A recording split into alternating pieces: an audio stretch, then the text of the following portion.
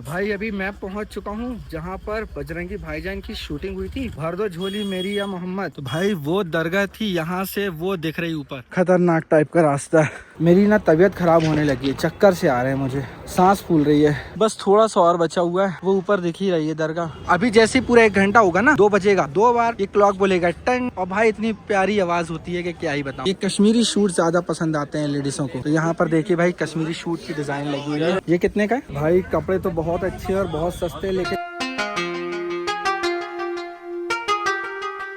तो भाई अभी हम पहलगाम के होटल में रुके हुए हैं। अभी हमारी गुड मॉर्निंग हुई है और ये है जी बाहर से व्यू। कॉटेज बने हुए हैं और अभी कोहरा बहुत है बाहर, इस कारण ना दूर का देख नहीं रहा है, लेकिन भाई बहुत शानदार नज़ारा है यहाँ से। इसको खोल ही लेता हूँ। खुल जा सिम सिम। ओहो ओ माय गॉड भाई, यह है बाहर का नज़ारा।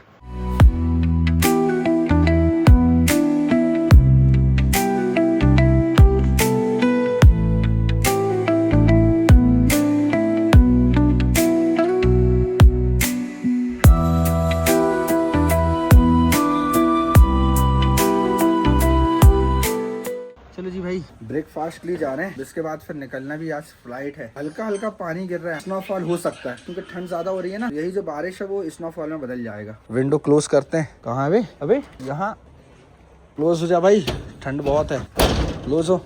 चलिए जी, तो आज हम अपने इस पहलगाम के होटल को भी टाटा बाय बाय करते हैं। आज हमारी फ्लाइट है। ये था भाई हमारा पहलगाम का होटल द होम 2। और दिन में नजारे दिखाता हूँ, रात में तो समझ में नहीं आया था। ये थे हमारे रिसेप्शनिस्ट ताहिर भाई, इन्होंने अच्छी खातिरदारी की। और ये था भाई हमारे होटल के सामने का गार्डन एरिया। और यह है भाई बाहर का नजारा। ठंड बहुत ज्यादा हो रखी है। टेम्परेचर कितना होगा भाई अभी का? माइनस में होगा ना, माइनस में टेम्परेचर है भाई अभी। यही बाहर का व्यू। ये था हमारा होटल और पीछे ब्यूटीफुल पहाड़ी हिल्स। मौसम भाई बिगड़ने वाला है, उससे पहले हम निकल जाएं क्योंकि रोड देख रहे हैं गीली रखी है। क्योंकि सुबह में ना थोड़ी थोड़ी बूंदाबांदी हो रही थी, मैंने दिखाया था खिड़की से। फेस कवर नहीं कर रहा हूँ ना, बहुत ज्यादा ठंडा लग रहा है। और हाथ जो है ना भाई फिंगर बिल्कुल जम से रहे। लगेज पैक हो गया, निकलते हैं, कार के अंदर ही बैठते हैं। बहुत ठंडा भाई, बहुत ठंडा। 1 hour later. भाई अभी मैं पहुंच चुका हूं जहां पर बजरंगी भाईजान की शूटिंग हुई थी। बजरंगी भाईजान मूवी की। भर दो झोली मेरी या मोहम्मद। तो भाई वो दरगाह थी, यहाँ से वो दिख रही ऊपर, वो है। यहाँ से थोड़ा सा हमको ऊपर चल के जाना पड़ेगा, यहीं पे चल के देख लेते हैं ना भाई। ऊपर चढ़ के जाना पड़ेगा। और ये यहाँ से नीचे का नजारा।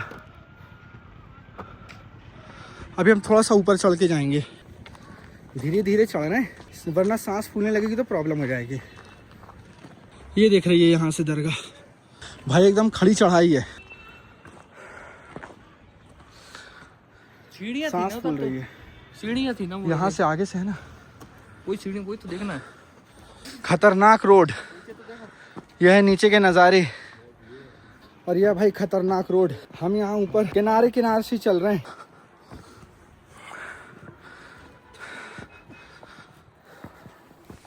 चढ़ाई ज्यादा है, हैबिट नहीं है ना इतनी। यूं जिगजैग करके इतनी नीचे से आ रहे हैं। यह है भाई ऊपर जाने का रास्ता। रास्ता तो आप देख ही पा रहे हैं कि कितना खतरनाक टाइप का रास्ता है।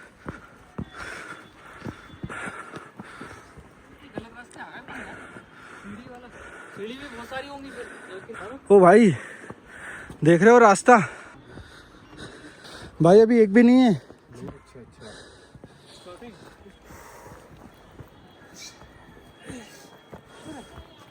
अरे बाप रे, कहाँ है भाई? रुक जा थोड़ी देर। थोड़ा और बोल के कितना ऊपर ले आए समीर भाई। ओ भाई गधे चढ़ गए, अपन तो चढ़ ही सकते हैं, तो भीड़ है। गधे चढ़ गए, सही बात है। फिर तो हम इंसान हैं, चढ़ ही सकते हैं। भाई खतरनाक रोड है। ओ भाई ओ सच में थक गया भाई। ये भी जाती है क्या ऊपर? वही जाती है भी। बिस्मिल्लाहिर्रहमानिर्रहीम। बहुत एडवेंचरस रोड है भाई, बहुत ही एडवेंचर रोड है। रास्ता है भाई, बहुत ज़्यादा एडवेंचर रास्ता है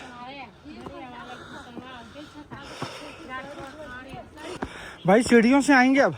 आ गए भाई, आ गए कि नहीं होगी यार, कहाँ तक है? कहाँ है भाई दरगाह? ओ माय गॉड भाई, बहुत ऊंचाई पर आ गए। मेरी ना तबीयत खराब होने लगी है, चक्कर से आ रहे हैं मुझे, सांस फूल रही है। बस थोड़ा सा और बचा हुआ है, वो ऊपर दिख ही रही है दरगाह। मुझे घबराहट हो रही है बहुत ज्यादा। मुझे लग रहा है कि यार मैं यहाँ से ही वापस चला जाऊँ, बहुत ज्यादा घबराहट हो रही है। पानी मंगवाया हूँ, यहाँ पीछे ही घर है, वहाँ से पानी लेने गए हैं वो। चलो जी पानी ले आए, हमारे भाई ने पानी लेकर आ गए, शुक्रिया। ये आराम से, ये बहुत घाटी है यार। हम लोग गाड़ी हमारी यहाँ खड़ी है तो बहुत लंबा उतर के चलना पड़ेगा क्या गाड़ी के पास? हमारी गाड़ी वहीं खड़ी है। ऊपर सीधी रास्ता है। नहीं पता चला अपन, सुनो तो वहाँ पे गाड़ी खड़ी है, फिर अपन को ढूंढना पड़े यार उनको। चलो अपन यहीं से चलते, पी लो। ऊपर नहीं है, नीचे चलते, ये बोल रहा हूँ। पहुँच ही गए। नहीं घोड़ा रहने दो, घोड़ा आ रहा।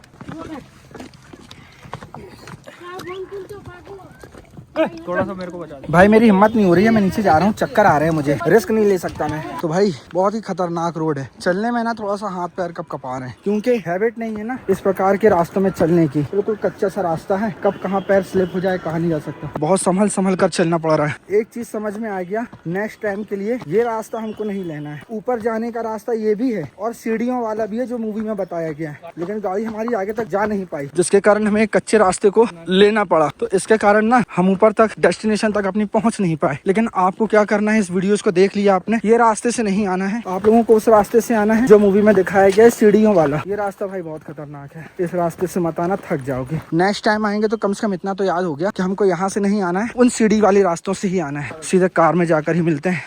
तो आप लोग आए सीढ़ी वाला रास्ता आजमाएं। लोग कार में आ चुके हैं, ये जाता है भाई सीढ़ियों वाला रास्ता। जैसे ही आप यहाँ पर कार पार्किंग करेंगे तो कार पार्किंग करने के बाद ये गया ऊपर सीढ़ियों वाला रास्ता। ये है जी भाई the front view cafe and restaurant Bajrangi भाईजान। यहाँ पर देखेंगे मूवी का पोस्टर लगा हुआ है और ये है ऊपर दरगाह। यह है सीढ़ियों वाला रास्ता, यहाँ से सीधा जाता है, जहाँ से नवाजुद्दीन शाह इन सीढ़ियों से चढ़कर ऊपर जाते हैं। भाई यहाँ का सबसे पहले पेट्रोल का रेट देखो, 98 रुपीज, मतलब 98.5 रुपए। और यहाँ पर भाई अभी मैं मौजूद हूँ अशमोकाम कश्मीर में। अब आप बताइए कि आपके शहर डिस्ट्रिक्ट में पेट्रोल का क्या प्राइस है। ये है जी भाई लाल चौक मार्केट। उस दिन हम लोग रात में आए हुए थे यहाँ पर, तो पूरा मार्केट बंद हो चुका था। तो भाई इस वक्त मैं मौजूद हूँ कश्मीर के लाल चौक। जितने भी टूरिस्ट हैं यहाँ पर आकर के अपना एंजॉय करते रहते हैं, मतलब जो मार्केट करना है करते रहते हैं। साथ ही यहाँ पर देखो भाई यह है घंटा घर खड़ी। तो उस दिन रात में हम लोग पहुंचे हुए थे ना, तो मैंने आपको दिखाया था, इंस्टाग्राम रील में डाल दूंगा। जितना भी टाइम होता है ना उतने बार यहाँ घंटे बजते हैं, टन टन इस प्रकार का। और ये है जी भाई यहाँ का मार्केट। अभी मुझे रोड क्रॉस करना है, रोड क्रॉस कर लेते हैं, जस्ट मिनट। ये है जी भाई कश्मीर का लाल चौक। अब उस दिन ना रात में हम लोग आए हुए थे, पिक्चर्स वगैरह क्लिक की, जो कि यहाँ देख पा रहे होंगे, या फिर इंस्टाग्राम में मैंने पिक्चर्स अपलोड की थी, तो जाकर के देख सकते हैं आप। इंस्टाग्राम हैंडल यहाँ पर दे दूंगा मैं। और ये है भाई वो घंटा घर, फेमस घंटा घर है। काफी सारे टूरिस्ट जो आते हैं ना, सभी लोग यहाँ पर देखेंगे, इसके सामने पिक्चर्स क्लिक करते हैं अपनी एक यादगार पल के लिए। और हम लोग जो लास्ट टाइम बैठे हुए थे वो रोड के उस पार बैठे हुए थे, वो सामने देख पा रहे हैं चेयर बनी हुई है, वहाँ पर बैठे हुए थे। अभी जैसे पूरा 1 घंटा होगा ना, 2 बजेगा, 2 बार ये क्लॉक बोलेगा टन। और भाई इतनी प्यारी आवाज होती है कि क्या ही बताओ। भाई फोर्स भी लगी हुई है सिक्योरिटी के लिए। एक प्रकार से कह लीजिए सदर मार्केट जैसे हमारे यहाँ होता है ना, बस वैसे ही लाल चौक है। यहाँ पर पूरा बीच में जो है वॉकिंग एरिया दिया हुआ है, और यहाँ पर साइड में भी वॉकिंग एरिया है, और बस एक तरफा पूरा रोड दी हुई है। ये पूरा एक तरफा रोड है। यहाँ पर अगर यदि कोई बैठना चाहता तो बैठ सकता है। नज़ारे ले रहा हूँ आराम से यहाँ पर बैठ के। थोड़ी सी पिक्चर्स क्लिक करवा लेता हूँ, क्योंकि उस दिन तो रात में पिक्चर्स क्लिक करवाया था। अब दिन है तो पिक्चर्स और अच्छी आएगी। ये सारी पिक्चर्स जो है ना इंस्टाग्राम में मिल जाएगी आपको। कहाँ से हो भाई आप? जयपुर से हूँ भाई। जयपुर से सोलो ट्रेवल कर रहे हो? ठीक है भाई, धन्यवाद। ये डर नाम की कोई चीज नहीं होती, पूरे इंडिया में आप कहीं भी ट्रेवल कर सकते हो, और थोड़ा बाहर निकलोगे तो कहीं ना कहीं कुछ सीख के ही निकलोगे आप। ये सबसे बड़ी बात कह दी भाई आपने। तो भाई लाल चौक स्ट्रीट से होते हुए ये बाजार लगा हुआ है। इस बाजार के अंदर काफी सारी शॉप है। जैसे अंदर जाएंगे, यहाँ पर देखेंगे कितनी अंदर तक गई हुई है, दोनों ही तरफ शॉप है। जैसे कि हमारे यहाँ होता है ना, एक बाजार लगा होता है और अलग अलग शॉपकीपर्स अपना जो भी कपड़े या सामान होता है वो सेल करते हैं। ठीक इसी प्रकार है। देखिए तो एक गली ये गई हुई है यहाँ पर। ठीक भाई, ऐसी काफी सारी शॉप यहाँ पर मौजूद है। और अभी फिलहाल चल रहा है विंटर का सीजन, तो यहाँ पर अभी पूरी शॉप में जितने भी हैं विंटर के ही कपड़े रखे गए, यानी कि ठंडों के ही कपड़े रखे गए। चलिए जी मैं आपको एक रेट पता करके बताता हूँ कि क्या रेट हो सकता है। एक्सेल साइज है कि एल साइज है? क्या प्राइस में जाएगा ये? जी ये 850 भाई ये तो बहुत सस्ता है। हुडी है 850 में, और ये इतनी गर्म है, जैसे ही मैं अंदर हाथ डाल रहा हूँ ना भाई वार्म हो जा रहा है हाथ। बहुत गर्म है। इसकी थिकनेस देखो भाई, इसकी थिकनेस से ही पता चल जाएगा। 850 का फाइनल रेट है कि और कुछ कम हो सकता है? 800 पड़ेगा। 800 पड़ेगा। तो भाई 800 पड़ेगा। 650 वाला भी इतना मोटा 650 का है, लेकिन थिकनेस थोड़ा सा कम है। ऐसी काफी सारी हुडीज यहाँ पर लगी हुई है। ये देखो भाई यहाँ का फैशन, गर्म कपड़ों का लेडीज के लिए। मैं देखता हूँ कुछ अगर मुझे यहाँ पर पसंद आता है। चारों तरफ गर्म कपड़े, ये तो खैर हमारे यहाँ भी मिल जाते हैं। ये कश्मीरी सूट ज्यादा पसंद आते हैं लेडीजों को, तो यहाँ पर देखिए भाई कश्मीरी शूट की डिजाइन लगी हुई है। ये कितने का है? ये 1500, इसमें भी कलर और मिल जाएगा। 1500। वो बनाएगा 800 रुपया। अच्छा अच्छा, इसमें कढ़ाई है क्या? तो भाई कढ़ाई वाला लेंगे तो 2500 का, ये 850 का, 1500 का, अलग अलग रेट है। कपड़े पे डिपेंड करता है कि कपड़ा क्या है। ये इसका फाइनल बताइए कितना जाएगा? 1200 रुपये। 1200 फाइनल जाएगा। बार्गेनिंग तो होती है, लेकिन मैं यहाँ पर बिल्कुल भी खरीदारी नहीं कर रहा हूँ क्योंकि मेरे साथ ना लगेज का प्रॉब्लम। मेरा पूरा 15 किलो का लगेज हो चुका है, तो इसलिए मैं किसी के लिए कोई खरीदारी नहीं कर रहा हूँ। भाई कपड़े तो बहुत अच्छे और बहुत सस्ते, लेकिन मेन मसला पता है क्या आ रहा है? लगेज का, कि फ्लाइट में इतना लगेज जा नहीं पाएगा, तो मुझे सामान बाहर निकालना पड़ेगा। और सामान सस्ता भी है और अच्छा भी है। बस यही है कि अगर यदि आप आ रहे हो तो एक्स्ट्रा लगेज का बंदोबस्त कर आइए, या फिर आप अपना यहाँ से सामान एक्सपोर्ट कराइए किलो के हिसाब से, जो भी हो सकता है। बार्गेनिंग भी होती है, ऐसा नहीं कि बार्गेनिंग नहीं है। भाई यहाँ हुडी तो बहुत जोरदार है। जो भी मार्केट करना हो ना तो भाई एटलीस्ट पहले ही निकलेंगे तो ही रहेगा। अगर आप सोचें कि आप लेट निकलेंगे तो भाई भी पॉसिबल नहीं है, क्योंकि बहुत बड़ा मार्केट है, आप इतना मार्केट कवर नहीं कर पाओगे। चलो जी भाई, जितनी शॉपिंग करनी थी थोड़ी बहुत कर लिया, क्योंकि लगेज का प्रॉब्लम हो रहा है ऑलमोस्ट। आपको पता ही है कि यार फ्लाइट में ना लगेज की बहुत प्रॉब्लम होती है। हम लोगों ने शॉपिंग तो कर ली है, लेकिन ये प्रॉब्लम आ रही है कि लगेज में उसको एडजस्ट कैसे करेंगे, क्योंकि हैंड बैग में भी ऑलमोस्ट लगभग हो चुका है। भाई ये था हमारा लाल चौक का मार्केट। अब हम यहाँ से निकल रहे हैं, हम एयरपोर्ट के लिए निकल रहे हैं शॉपिंग करने के बाद। लेकिन ना सुबह से कुछ खाया नहीं, ब्रेकफास्ट में थोड़ा ही बहुत मिला था। तो हम आ चुके हैं इस होटल में, तो यहाँ पर हम अपना लंच कर लें भाई, क्योंकि बहुत ज्यादा भूख लगी हुई है। भाई ये था हमारे मुजम्मिल भाई, जिन्हों की सारा साइट सीन करवाए हैं कश्मीर का। बहुत बहुत शुक्रिया भाई। जैसे कि हमारे शूज जो है खराब हो गए थे, तो हमने नए शूज ले लिए। अब पुराने वाले शूज मैंने गाड़ी में ही छोड़ दिया हूँ। मुजम्मिल भाई इसको कहीं पे आउट में कहीं पर भी उसको दफन कर देंगे क्योंकि बहुत ज्यादा क्रैक हो गए भाई, वो चलते ही नहीं बन रहा। और हमारे मुजम्मिल भाई हमसे विदा ले रहे हैं, या फिर हम मुजम्मिल भाई से विदा ले रहे हैं। भाई एक कियोस्क मशीन लगी हुई है, यहाँ पर आप अपना सेल्फ चेक इन कर सकते हैं। हमने सेल्फ चेक इन कर लिया, लेकिन थोड़ा सा प्रॉब्लम हो गई। हमारी जो है कनेक्टिंग फ्लाइट है श्रीनगर से दिल्ली के लिए, और दिल्ली से जो है हमारी टिकट भोपाल की है। लेकिन भाई यहाँ से हमारी 2.5 घंटा फ्लाइट डिले है, और फिर भोपाल में ठीक 2 घंटे का ही टाइम है। तो हमारी बात हुई इंडिगो से, इंडिगो काउंटर में जाकर तो उन्होंने बोला कि नहीं, वो वहाँ से भी फ्लाइट को डिले कर देंगे, यानी कि फ्लाइट मिस नहीं होगी। हमने चेक इन करवा लिया अपना लगेज। लाउंज एक्सेस देख रहे हैं, लाउंज एक्सेस होगा तो हम उनको यूज कर लेंगे, थोड़ा खाना पीना भी खा लेंगे। लाउंज एक्सेस में मैंने अपना कार्ड एक्सेस कर लिया है। लाउंज एक्सेस क्या होता है? यहाँ पर सभी सर्विसेज होती हैं। अगर यदि आपकी फ्लाइट डिले, आप यहाँ पर सभी चीज यूज कर सकते हो। यहाँ पर आप रुक सकते हो, वेट कर सकते हो, जो भी डिशेस हैं खाने की वो खा सकते हो, वो भी अच्छे से अच्छा चीज। पनीर चावल लास्ट में लेंगे। तो जी लाउंज एक्सेस में मैंने भर पेट कर लिया है खाना, और ये ले लिया जी हमने अपनी टी। और जी हमारा बैग रखा हुआ है वहाँ पर, कॉफी आराम से बैठकर पीते हैं, और यहाँ से बैठे बैठे फ्लाइट की पूरी इन्फॉर्मेशन लेते रहेंगे इस एलईडी पर। भाई मोबाइल की बैटरी ऑलमोस्ट फिनिश होने वाली। लाउंज एक्सेस में मैंने इसको चार्ज में लगा दिया। भाई अंदर इतना गर्म हो रखा है ना कि क्या बताऊँ, लग रहा सारे कपड़े उतार दूँ। इनके अंदर हीटर लगे हुए हैं ना, तो हीटर इतने तेज है, पसीना आ रहा है सच में। 27A window seat. अब भाई हमें एक नहीं बल्कि दो विंडो मिली है।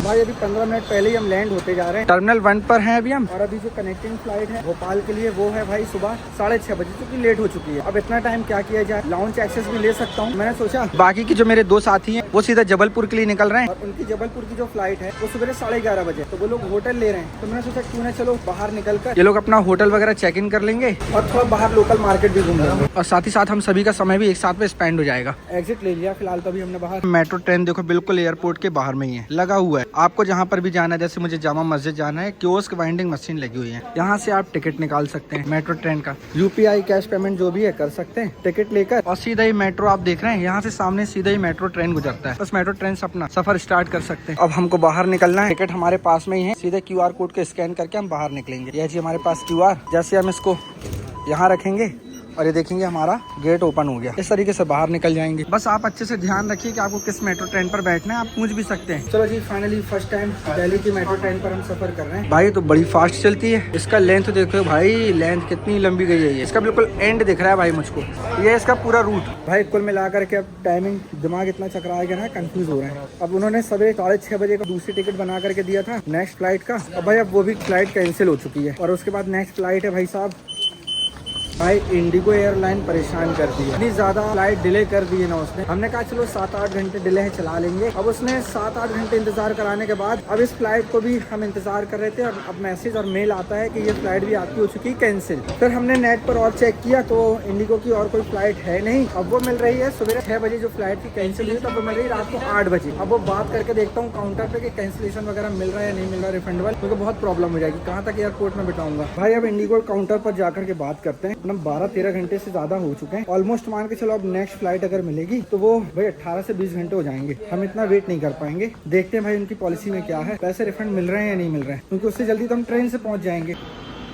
भाई अभी मैं इंडिगो के काउंटर पर होकर के आया हूँ अंदर इंक्वायरी करके, तो उन्होंने कहा है कि टर्मिनल 3 है। टर्मिनल 3 में सिर्फ हम इतना ही देख पा रहे हैं कि नेक्स्ट फ्लाइट का जो नेक्स्ट फ्लाइट भाई वो है रात के 9 बजे। और जो अभी हम लोगों को सेकंड फ्लाइट दी गई थी वो थी सुबह 6:30 बजे, यानी कि हम रात को 9:30 बजे तक का इंतजार करेंगे। हम इतना तो रुक नहीं पाएंगे, ऑलमोस्ट 12, 13, 14, 15 घंटे का हम लेआउट नहीं कर सकते भाई। उन्होंने कहा है कि T1 में जाइए और T1 से आप पता कीजिए भाई हमारा लगेज वहीं पर है, क्योंकि हमारी तो कनेक्टिंग फ्लाइट थी। श्रीनगर से हमने अपना लगेज रख दिया चेक इन में, वो तो हमको सीधे भोपाल में मिलना था, और हमारा लगेज अभी T1 में, और हमें पहुंचाएगा था टर्मिनल 3 में। अब टर्मिनल 3 में हूँ, 1 में जाने के लिए अब मुझे अलग से बस करनी पड़ेगी। बस करके टर्मिनल 1 में जाओ, वहाँ पे फिर इंक्वायरी करो। क्या है यार ये भाई साहब, इंडिगो ने बहुत गंदा फंसाया। मैं अभी कुछ भी एक्सप्लेन करने के मूड में नहीं हूँ। बाहर कड़ाके की ठंड है, बाहर कड़ाके में ना सिर्फ मैं बल्कि इतने सारे लोग हैं मेरे साथ में भाई, सभी लोग बाहर ही है। एयरपोर्ट के देख रहे हो रोड है, बाहर ही, और अंदर भी जाने नहीं मिल रहा है। बहुत प्रॉब्लम है, बताऊंगा डिटेल में कि क्या प्रॉब्लम हो रही है इंडिगो के साथ। भाई अभी दिल्ली एयरपोर्ट पे हूँ, टाइम रात के 3 बज चुके हैं, और अभी प्रॉब्लम पता है क्या हो रहा है। इंडिगो एयरलाइंस पूरी तरीके से अभी कैंसिल्ड है। इन्होंने कहा कि सर नेक्स्ट फ्लाइट कब है मैं नहीं बता सकता। मैंने कहा एक काम कीजिए तो आप मुझे जबलपुर का कर दीजिए। उन्होंने जबलपुर का कनेक्टिंग फ्लाइट में दे तो दिया है मुझे। अब प्रॉब्लम ये हो रहा है रात भर मुझे जागना पड़ेगा। ठीक है मैं लगेज कलेक्ट करने जा रहा हूँ, मेरा लगेज भी नहीं मिल रहा है। कब तक मुझे नींद आ रही है, मैं कब तक बाहर बैठा रहूंगा भाई ठंड में पकड़ते हुए। भाई सबसे पहले आप ये देखो, मैं बैठा का हूँ, ये एयरपोर्ट है, ये सामने मेन रोड है, ठीक है। अंदर ये चेक इन करने दे नहीं रहे और मेरा लगेज दे नहीं रहे। जब लगेज मिलेगा नहीं तो दोबारा से चेक इन करूंगा नहीं। रात के अभी 3:30 बज रहे हैं और दिल्ली की ठंड आपको पता है ना कैसी है, बाहर बैठाल कर रखे हैं। जबकि मेरी कनेक्टिंग फ्लाइट है भाई, कनेक्टिंग फ्लाइट है श्रीनगर से दिल्ली, दिल्ली से भोपाल। दिल्ली टू भोपाल फ्लाइट अगर कैंसिल हुई है, मैंने इनसे बोला कि भाई आप बात की कोई फ्लाइट बताइए, तो उन्होंने बोला कि भाई रात में 9 बजे। फाइनली हमने अपना लगेज कलेक्ट कर लिए, अब दोबारा से हम चेक इन करते हैं। चेक इन करने के लिए भी हमको दूसरी जगह जाना पड़ रहा है भाई। जिग-जैग करके अपना चेक इन करा लेते हैं। गया वो चला गया भाई अपना बैग। तो जी भाई फाइनली हम चेक इन कर चुके हैं और एयरपोर्ट के अंदर आ चुके हैं। रात के अभी 4:15 बज रहे हैं, पूरी रात हमारी बर्बाद हो चुकी है। लाउंज एक्सेस जा रहे हैं, 11 बजे की फ्लाइट है, 6 घंटे हैं हमारे पास में, थोड़ा बहुत नींद पूरी कर लिया जाए। श्रीनगर में तो मैंने लाउंज एक्सेस यूज कर लिया था, अब यहाँ पर देखते हैं यहाँ पर कार्ड स्वाइप हो पाता है, क्योंकि सेम डे की प्रॉब्लम आ रही है ना। वैसे डेट तो चेंज हो चुकी है, क्योंकि कल 1 तारीख थी, आज रात के बाद 2 तारीख लग चुकी है। यहाँ पर लाइन से लाउंज है, जाकर देखते हैं जी कौन से लाउंज हम यूज करते हैं। यहाँ पर अच्छी पूरी फैसिलिटीज होती है विद खाने की, तो आपको VIP ट्रीट मिलता है, आप आराम से बैठ सकते हैं। और अब तक तो भाई मुझे सबसे बड़ा लाउंज लगा ये वाला। भाई मेरे पास तो है कार्ड और वो चल भी जाएगा, लेकिन इमरान भाई पास है नहीं, तो मैं सोच रहा हूँ कि अकेले कहाँ जाऊंगा फिर छोड़कर। 7 hours later.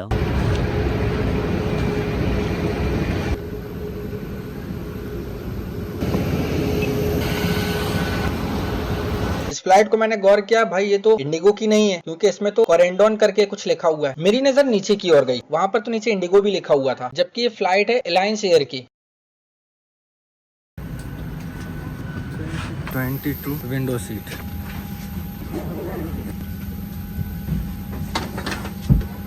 हमारे जो 2 फ्रेंड हैं उनकी सीट आगे है। ये भाई मुझे पता नहीं, लेकिन फ्लाइट का नाम दूसरा है, लेकिन यहाँ पर अंदर पूरी ब्रांडिंग इंडिगो की हो रखी है। यहाँ पे देखेंगे पूरी ब्रांडिंग इंडिगो की हो रखी है। लेग स्पेस अच्छा खासा है, ठीक है। सीट तो इंडिगो की जिस एयरलाइन में भी आया हूँ ना, कंफर्टेबल के मामले में तो उससे अच्छी है, उससे तो बेहतर है भाई। ये है जी हमारा विंडो, 2 विंडो मिल गए भाई। मुझे जितनी भी फ्लाइट मिली है सब विंडो की ही मिली है। अभी तक मैंने 4 फ्लाइट में सफर किया है, 4 में मुझे विंडो सीट ही मिली है। और जो फ्लाइट कैंसिल हुई है 2, उसमें भी मुझे विंडो सीट ही अलॉट हुई थी। नींद बहुत जोरों की आ रखी है अभी इस नाइट, पूरी रात जग गया हूँ। अब सीधे जबलपुर जा रहा हूँ, भोपाल जाने का था तो भोपाल में जाके अब सीधे जबलपुर जा रहा हूँ। अजवा और अफान दानिश के साथ आ जाएंगे। भाई फ्लाइट तो अलायंस एयर की है, लेकिन सर्विस यहाँ पर इंडिगो दे रहा है। पूरा सारी चीज इंडिगो का ही नजर आ रहा है। सामने की ओर बस छोटा सा इंडिगो बस लिखा हुआ था। फ्लाइट देख कर ही समझ में आ रहा है भाई अंदर से इंटीरियर इसका, क्या फ्लाइट तो काफी पुरानी है। आगे पीछे आप जितने भी लोग देख पा रहे हो ना, पूरी सीट्स भरी है। सिर्फ मैं ही एक ऐसा लौटा हूँ जिसकी दोनों ही सीट्स खाली है, यानी कि ये सीट भी मेरी, ये सीट भी मेरी और ये सीट भी मेरी। ग्लास कितने गंदे हो रखे हैं बाहर से, बिल्कुल दोनों के दोनों ग्लास गंदे हो रखे हैं। और इस फ्लाइट की क्वालिटी देख रहे हो आप, फाइबर लगा हुआ है भाई, पूरा अलग ही आवाज कर रहा है। ये तो हिल भी रहा है भाई।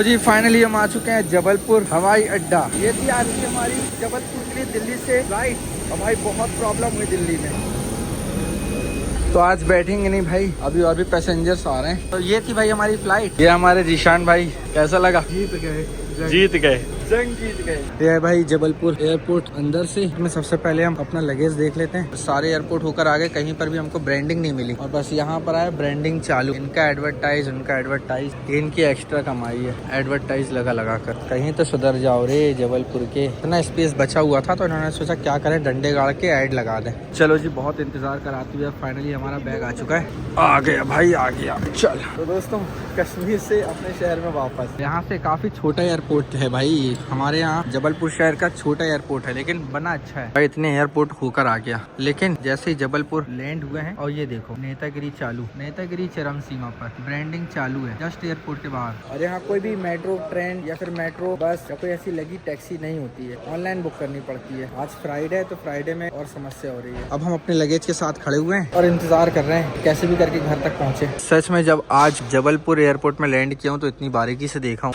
यार, क्या गेरुआ जैसे पोत कर रखा हुआ है एयरपोर्ट में, देख रहे हो? और देखो तो ये फिनिशिंग देखो भाई, क्या फिनिशिंग दी है, क्या फिनिशिंग दी है भाई। ऐसा लग रहा है पुट्टी पीओपी की सीट है और ये गेरुआ पोत दिया है। चूना है भाई, चूना गेरुआ। देखो सफाई देखो। और आप इसका बजट निकाल करके देखना कि एयरपोर्ट का बजट कितना है और इस बजट में क्या एयरपोर्ट बन सकता था। देखो तो भाई, क्लीनिंग तो देखो। सच में यार बहुत अफसोस होता है। ये देखो, और कोई यात्री नहीं करते होंगे। क्या है यार, बिल्कुल भी क्लीनिंग नहीं है, साफ सफाई नहीं है। देखो जरा, ये आप देख रहे हो। एलईडी टांगना चाहिए तो एक टीवी एलसीडी टांग करके रखे हैं मात्र, जिसमें आपको फ्लाइट की इन्फॉर्मेशन मिले, वो भी डब्बे के जैसे बिल्कुल। ओ भाई साहब, ये गिलास लगे हुए हैं, कोई भी बता देगा भाई ये फेल है। देखो फेलियर देखो आप ये, और ये देखो ये भी फटा रखा है भाई, नाकामी देखो ये भी फटा रखा है तिरपाल। भाई ये है हमारे जबलपुर एयरपोर्ट के सामने का नजारा। कितना अच्छा पार्क बनाया गया भाई। भाई पार्क तो सच में बहुत अच्छा बनाया है, बस एक चीज की सुविधा नहीं है, यहाँ पर ना टैक्सी की सुविधा नहीं है, और जो टैक्सी है तो भाई वो बहुत महंगी है। अब मैं अकेला होता तो मैं चला जाता, लेकिन हमारे साथ में 2 साथी हैं तो हम लोगों को सबको लेकर के चलना है, किसी एक की रजामंदी नहीं चलेगी। इसलिए जो है सबकी रजामंदी से हमने सोचा है मैं अपनी कार मंगवा लूं या फिर इनकी कार मंगवा लूं। इन्होंने बात की है तो इनकी कार आ रही है, तो मैंने बोला चलो ठीक है भाई, महंगी कैब करने से अच्छा घर की कार मंगा ली जाए। जीशान भाई अपनी कार मंगवा लेते हैं। अभी फिलहाल पानी का भी इंतजाम नहीं है अंदर कहीं पर, पार्क से होते हुए हम यहाँ पर सीधे ही सामने पानी पीने के लिए जा रहे हैं, और बोतल में भी भर लेंगे पानी। बनाया तो बहुत खूबसूरत है, ये तो भाई मानना पड़ेगा। एयरपोर्ट जो बनाया गया है ना, बहुत ही खूबसूरत बनाया गया है, लेकिन काश अंदर से भी उतना अच्छा होता। अंदर से ना बिल्कुल ऐसा लगता है पीओपी छोप दिए, पीओपी मार के पेंट कर दिए, मजबूती नहीं है। रस्टिक, हाँ रस्टिक, बिल्कुल मजबूती नहीं है। बाहर से भी देखो ना, वो ऐसा लग रहा है गेरुआ पोत दिए, चूना पोत दिए भाई। इनको तो टाइल्स मार्बल पता नहीं क्या क्या लगा देना चाहिए था, जितना इन लोगों ने बजट में ये बनवाया है। और ग्लास जो मैंने देखा कांच लगे हुए हैं ना भाई, उसकी तो इतनी दुर्दशा हालत है, बीच में ऐसे गैप है, क्या बताऊं यार, मतलब फेल है। मैंने अब तक जितने एयरपोर्ट देखे हैं ना भाई, सब जगह से फेल है ये जी। वहाँ से एयरपोर्ट से इतनी दूर यहाँ पर पानी पीने का इंतजाम एटलीस्ट किया तो है, इतना तो सोचा है। और वो भी मशीन की कंडीशन देखो आप, जर्जर कंडीशन, कोई सफाई नहीं है, सिर्फ समझिए प्याज बुझा रहे हैं। कंडीशन देखिए भाई, ये हमारे जबलपुर की दुर्दशा। मैं तो ऐसा अपने शहर का फीडबैक दे रहा हूँ, ये देख लो भाई फीडबैक ये हमारे शहर का। अभी अगर टॉयलेट दिखाऊंगा तो शर्म आ जाएगी मुझे, मैं क्या दिखा रहा हूँ, अपने शहर की इज्जत उतार रहा हूँ। इसलिए भाई रहने दो, यहाँ पर सिर्फ नेतागिरी करवा लो, चमचागिरी करवा लो, बाकी कुछ नहीं होता भाई हमारे शहर में। ये देखो भाई, कुत्तों के सोने का इंतजाम है। बहुत अच्छा लगा मुझे कि कुत्तों के सोने का इंतजाम तो एयरपोर्ट में यहाँ पर कर दिया इन लोगों ने, लेकिन इंसानों के बैठने का इंतजाम एयरपोर्ट में नहीं है भाई। लेटने की तो आप छोड़ दो। तो देख रहे हैं आप, टैक्सी नहीं आ पा रही है अभी। टैक्सी यहाँ से 20 किलोमीटर दूर जाना है, टैक्सी की व्यवस्था नहीं है। प्यास लगी इतनी दूर से यहाँ से पानी पीने के लिए यहाँ आना पड़ रहा है। बहुत टाइम लग रहा है, भूख भी अलग लगी, और यहाँ से पता नहीं रेस्टोरेंट कितनी दूर है।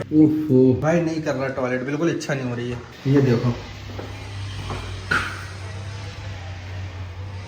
ये देखो भाई साहब। चलो जी भाई, फाइनली 3.25 घंटे इंतजार करने के बाद अब हमारी गाड़ी आ चुकी है। अब हम निकल रहे हैं घर की ओर। पूरी रात ना सोया नहीं हूँ, अभी घर जाके सोना भी है, नहाना भी है, और सबसे इम्पोर्टेंट चीज भाई भूख लगी है। और रात में जो लाउंज एक्सेस में खाना खाया था ना, उसके बाद खाना खाया ही नहीं। चलो जी भाई, इस ब्लॉग को यहीं पर एंड करते हैं। मिलते हैं आपसे अपने अगले ब्लॉग में। गाड़ी हमारी आ चुकी है और अभी बहुत ज्यादा थकान हो चुकी है, ट्रिप से लौटा हूं। ऐसी और वीडियोस के लिए वीडियो को लाइक जरूर करें और चैनल को सब्सक्राइब जरूर करें। मिलते हैं अगले ब्लॉग में, तब तक के लिए गुड बाय, अपना ख्याल रखिए।